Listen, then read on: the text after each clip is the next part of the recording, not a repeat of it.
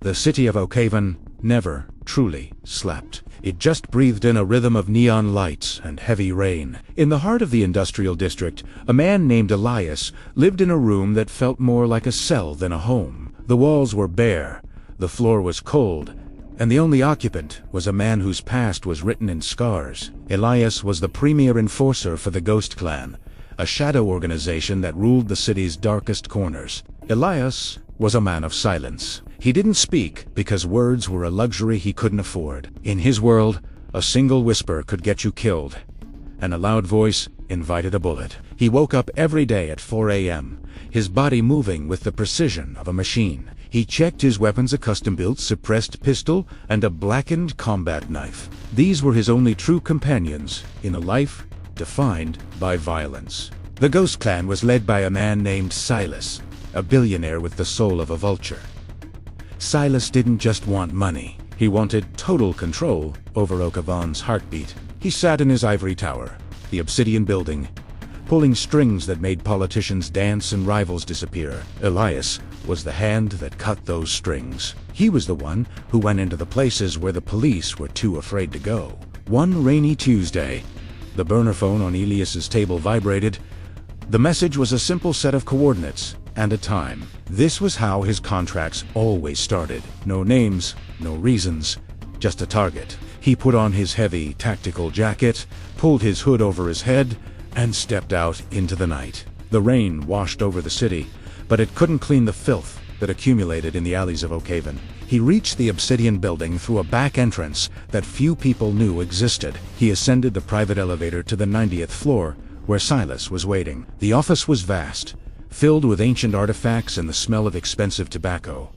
Silas didn't look up from his desk. He simply slid a folder across the polished mahogany surface. Inside was the photo of a 7-year-old girl named Maya. "She is the daughter of Julian Thorne," Silas said, his voice as thin as a razor. "Thorne was our lead accountant. He decided to play hero and ran away with a hard drive containing our offshore records. We found his trail, but he's hiding. He loves this girl more than his own life.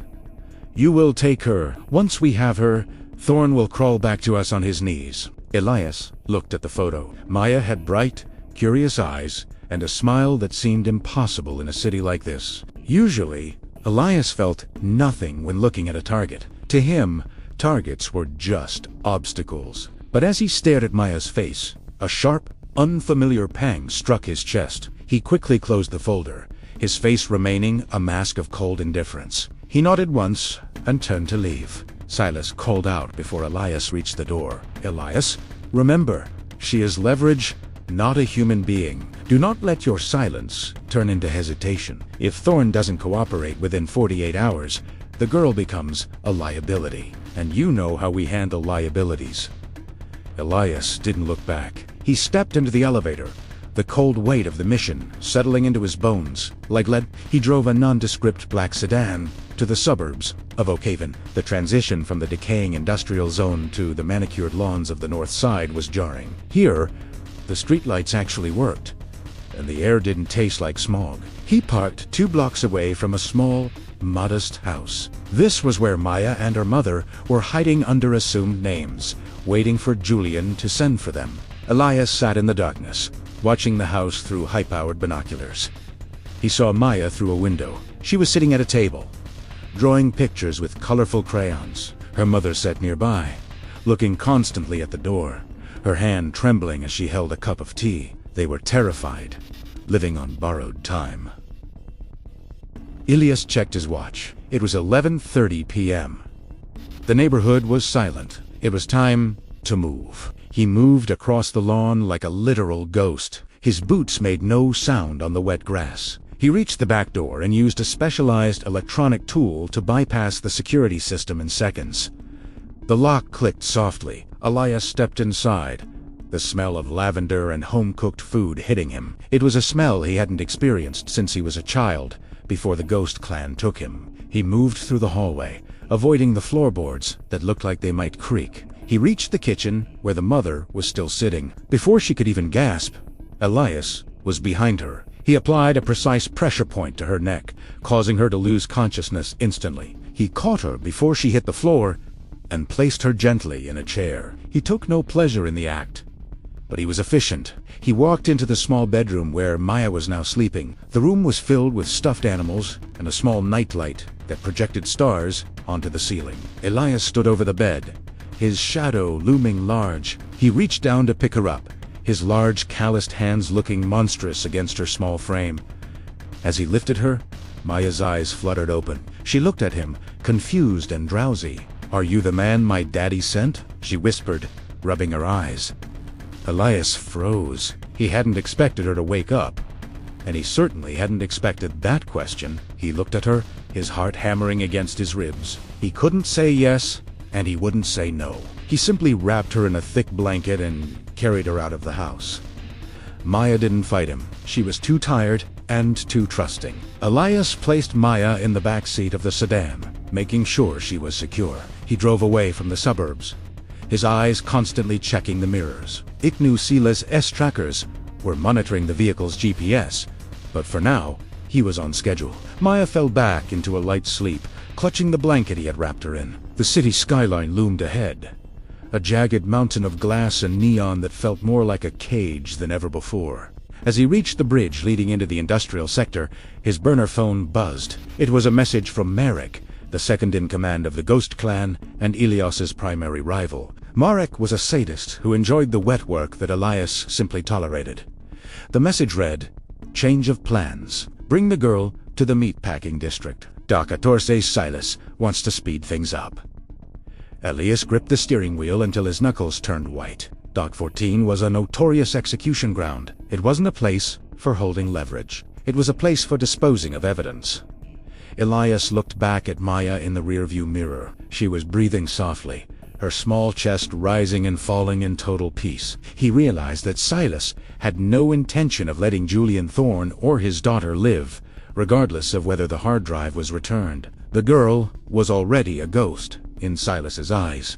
For the first time in 15 years, Elias felt a cold shiver of rebellion. If he delivered her to Doc 14, her blood would be on his hands forever. He thought about the life he had led, a trail of bodies and broken families. He thought about the boy he used to be before the Ghost Clan turned him into a weapon. Something inside him, a small spark of humanity he thought was dead, suddenly flared into a flame. Instead of taking the exit for the meatpacking district, Elias floored the accelerator and stayed on the main highway. He pulled the GPS tracker from under the dashboard and threw it out the window into a passing garbage truck. He knew this would alert the clan immediately. Within minutes, he would be labeled a traitor. The hunter was about to become the prey, but as he looked at Maya, he felt a strange sense of relief. He pulled into a dark alleyway behind a dilapidated warehouse 3 miles away. He needed a new vehicle and a place to think.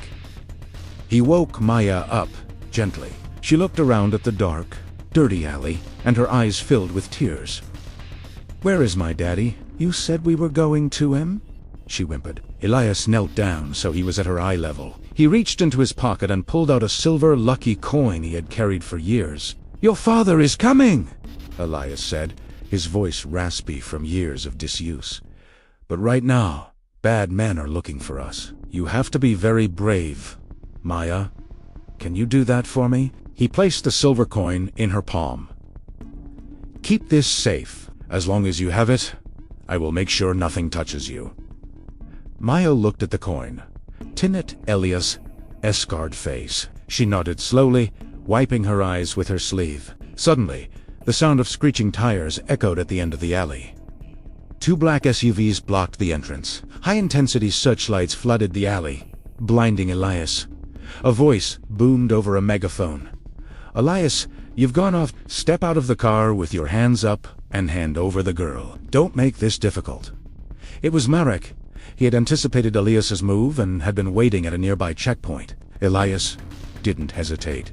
He grabbed Maya, tucked her under his arm, and sprinted toward a rusted fire escape. Bullets began to spray against the brick walls, sending sparks and stone chips flying. He reached the ladder and climbed with a strength fueled by pure adrenaline. He pushed Maya through a broken window on the 2nd floor and climbed in after her, just as a grenade detonated in the alley below, shaking the entire building. Inside the warehouse, it was a maze of old machinery and routing crates. Elias knew he couldn't win a shootout with a child in his arms.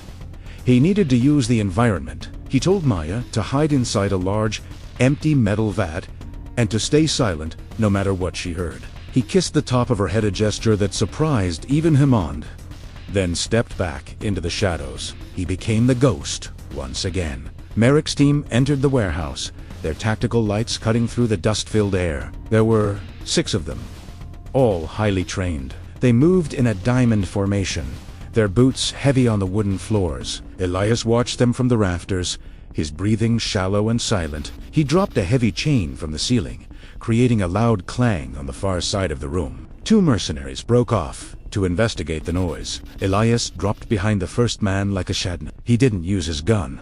The noise would give him away. He used his combat knife, striking with a precision that was both terrifying and beautiful. The man went down without a sound. Elias moved to the second man before the first had even hit the floor. Within 30 seconds, the 2 scouts were neutralized. He melted back into the darkness before the others could realize what had happened. Marek grew frustrated. "Elias, I know you're here. You're protecting a brat that means nothing to you? Is she worth your life?" He started firing blindly into the crates. A stray bullet hit a steam pipe near Maya's hiding spot, and a jet of scalding air hissed out. Maya let out a tiny, stifled cry. It was enough. Marek turned his head toward the metal vat, a cruel smile spreading across his face. Elias didn't wait. He threw a smoke grenade and leapt from the rafters. He landed in the middle of the remaining 4 men, his suppressed pistol spitting fire. 2 men fell instantly. He tackled the third, using him as a human shield as Marek fired back. The warehouse turned into a chaotic blur of muzzle flashes and screams. Elias felt a sharp pain in his side. A bullet had found its mark, but he didn't stop. He couldn't stop. He threw his empty pistol at Marek's face, distracting him just long enough to draw his knife and charge. The 2 men collided, crashing through a wooden railing and falling onto a conveyor belt below. They fought with a primal ferocity, but Elias was driven by something Marek could never understand. A sense of purpose. He kicked Marek back into a stack of heavy crates and scrambled toward the metal vat where Maya was hiding. He grabbed Maya and ran for the back exit just as the warehouse's old boiler system, damaged by the gunfire, began to. He burst through the doors and leaped onto a parked delivery bike, just as the warehouse erupted in a massive fireball behind them. He didn't look back. He drove into the pouring rain, his side bleeding, his heart racing. He had officially declared war on the most powerful man in Oakhaven, and there was no going back. The freezing rain acted as a veil, hiding Elias and Maya as they sped through the outskirts of the city. Elias's side burned with every breath. The bullet wound was shallow, but the blood loss was making his vision blur. He knew he couldn't stay on the main roads. Silas would have the city's Argus surveillance system tracking every motorcycle in a 10-mile radius. He turned into the old quarter, a place of crumbling brick and forgotten tunnels where the digital eyes of the city were blind. He arrived at a nondescript junk shop filled with rusted gears and skeletal remains of old clocks. The owner was a man named Kale, a former field medic for the clan who had retired after losing an eye to a stray shard of shrapnel. Kale looked at Elias, then at the shivering girl, and sighed. He didn't ask for a story. He simply moved a heavy bookshelf, revealing a hidden room equipped with a surgical cot and a radio that could monitor police frequencies. Kale began to work on Elias's wound without the luxury of painkillers. Elias gripped the edge of the cot, his jaw locked, but he didn't make a sound. Maya sat in the corner, clutching the silver coin Elias had given her. She watched him with a mixture of terror and awe.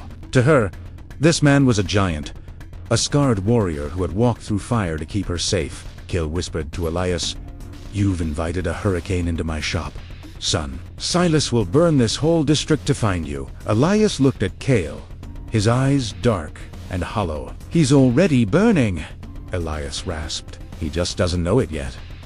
He asked Kale to find a secure line to Julian Thorne. He knew the accountant was hiding in a safe house, provided by a rival syndicate, but that syndicate would betray him the moment Silas offered enough gold. Elias needed to get to Thorne before the Ghost Clan's hitman did. He needed the hard drive not for Silas, but as his own weapon. While Elias rested for a few hours, Maya eventually succumbed to exhaustion on a small sofa. Cale sat across from Elias, cleaning his surgical tools. Why the girl? Elias, you've killed fathers before. You've orphaned dozens.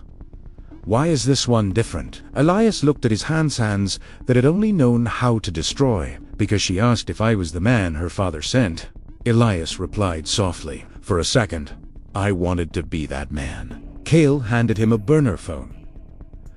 I found Thorn. He's at the Grey Gables motel on the coast. But there's a problem. Marek survived the warehouse fire. He's seen the footage from the gas station. He knows you're heading north. Elias stood up, ignoring the sharp protest from his stitched-up side. He checked his remaining ammunition. He had 2 magazines for his pistol and a single flash grenade. It wasn't much, but it was enough for a man who knew how to make every shot count. He woke Maya gently. We have to move again, little bird.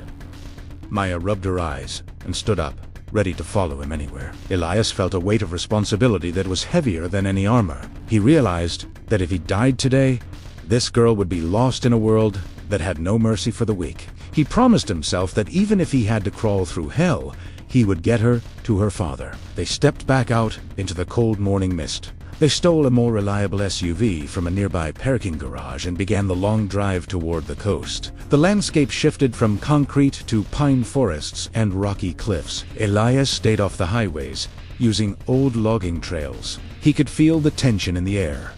The radio was silent, which was a bad sign. It meant Silas had pulled his men off the streets and was concentrating them into a single, lethal strike force. The quiet before the storm was deafening. As they approached Grey Gables, Elias saw the smoke. His heart sank. The motel was a small, 2-story U-shaped building overlooking the ocean. 2 black vans were parked in the center of the lot. Men in tactical gear were moving from door to door, kicking them in. Elias pulled over 100 yards away, hidden by the trees. He saw Julian Thorn being dragged out of a room, his face bruised and bloody. Marek was there, holding a silenced submachine gun. Elias told Maya to stay in the car and to lock the doors. If I'm not back in 10 minutes, I want you to drive. Just keep going north until you see the police station in the next town.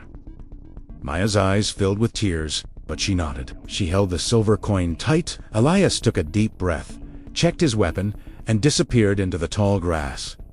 He didn't move like a soldier, he moved like a predator, using the shadows of the trees to close the gap.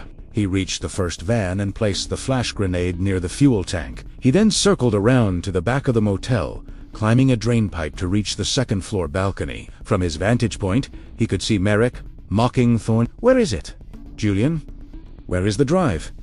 And where is your daughter? Elias is a dead man, but if you tell me now, I'll make sure she has a quick end. Thorn spit at Marek's boots. Marek raised his weapon to Thorn's head. Elias didn't wait. He fired a single shot from his balcony perch, hitting the man standing next to Marek. At the same moment, the flash grenade by the van detonated, creating a blinding roar of light and sound. The mercenaries scrambled, disoriented. Elias jumped from the balcony, landing on a guard and using his body to cushion the fall. He moved through the smoke like a vengeful spirit, his pistol barking in rhythmic intervals. Every shot was a headshot. Marek dove behind a car, screaming orders to his men. Kill him! Kill them both! Elias reached Thorn and dragged him behind a concrete pillar. Where is the drive? Elias demanded. Thorn, coughing and gasping, pointed to a small, waterproof bag strapped to his ankle. It's all there. Everything they've done. Elias grabbed the bag. He looked at the chaos around them. There were at least 6 men left, and Elias was down to his last 3 bullets. My daughter! Where is Maya? Thorn cried out. Elias pointed toward the woods. She's safe, in the car. But as he said it, he saw a third van screaming down the road, heading straight for the SUV where Maya was hiding. His heart stopped. He had been so focused on the motel that he hadn't seen the backup. Marek saw it too and laughed. Too late. Elias, you can't be in 2 places at once. Elias looked at Thorn, then at the van approaching the woods. He realized he had a choice. He could stay and finish the fight at the motel to protect the drive, or he could risk everything to save the girl. To the old Elias, the mission was everything. To the new Elias, the mission was the girl. He handed the drive to Thong. "Run to the cliffs. There's a boat path. Don't look back!" Then, Elias turned and began to sprint toward the woods, his legs burning, his heart screaming. Elias ran as he had never run before. Every step felt like a dagger, twisting in his side. But the sight of the black van closing in on the SUV fueled him with a desperate, primal energy. The van lurched off the road, skidding on the wet grass just feet away from Maya. Two gunmen jumped out, their weapons raised. Elias didn't have time to aim. He fired his last 3 bullets while running. One hit a gunman in the shoulder. The other 2 sparked off the van's metal frame. He reached the SUV just as the second gunman smashed the driver's side window. Maya's scream pierced the air, and it was a sound that shattered the last of Elias' Saisi exterior. He tackled the gunman to the ground, using his weight to pin the man down. They struggled in the mud, a brutal exchange of knees and elbows. Elias grabbed a heavy stone from the earth and struck with a ferocity that ended the fight instantly. He was a man possessed, a demon protecting an angel. The first gunman, wounded but still standing, leveled his rifle at Elias. Before he could pull the trigger, a thunderous crack echoed from the motel direction. The gunman's chest erupted in red, and he fell backward. Elias looked back to see Julian Thorne standing by the motel ruins, holding a discarded rifle with trembling hands. The father had found the strength to protect the man who was saving his daughter. It was a brief moment of alliance, born from blood. Elias pulled Maya from the car. She was shaking, her face covered in tiny glass shards.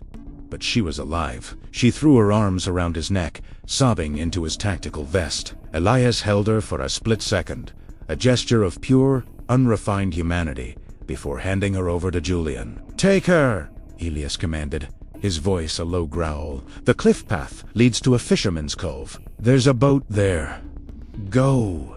Now." Julian looked at Elias, seeing the deep exhaustion and the blood soaking through his shirt. "What about you? You won't survive another wave." Elias looked toward the road, where the distant roar of more engines signaled the arrival of Silas's personal guard. "I was never meant to survive Oakhaven," Elias replied quietly. But she was. He gave Maya one last look, seeing the silver coin still clutched in her hand. "Keep the coin, Maya. It's your luck now." As Julian and Maya disappeared into the fog of the cliffside, Elias turned back to the road. He picked up 2 dropped rifles and a bandolier of grenades from the fallen mercenaries. He stood in the center of the road, like a sentinel of old. He knew this was the end of his story, but he was determined to make the final chapter a masterpiece of destruction. He wasn't just an enforcer anymore. He was the wall that the Ghost Clan would break against. The main convoy arrived 4 armored vehicles, led by him, who was now unrecognizable, his face charred from the warehouse fire. Marek stepped out, his eyes burning with a psychotic hatred. "You ruined everything, Elias. You were the best of us, and you threw it away for a brat." Elias didn't answer. He simply raised both rifles. The road turned into a corridor of fire. Elias moved between the cars, using them as cover, a whirlwind of lead and shadow. Was hit. A bullet caught his thigh, another his shoulder. He went down on one knee, but he kept firing. He was no longer feeling pain. He was feeling the weight of every life he had ever taken, and he was offering his own in exchange. He threw a grenade into the lead vehicle, the explosion flipping the armored truck and creating a barrier of fire that blocked the road. Marek screamed in rage, charging through the smoke with a combat knife. The 2 rivals met in the center of the road, the rain washing the blood from their faces. It was a duel of shadows. Marek was younger and faster, but Elias had the stillness of a man who had already accepted death. They traded blows that would have killed ordinary men. Marek buried his knife in Elias's chest, but Elias didn't flinch. He grabbed Marek's arm, snapped the bone, and drove his own blackened blade through Marek's throat. "Silence," Elias whispered. Marek fell, his life sparking out in the mud. Elias collapsed next to him, his breathing shallow and ragged. He looked up at the gray sky.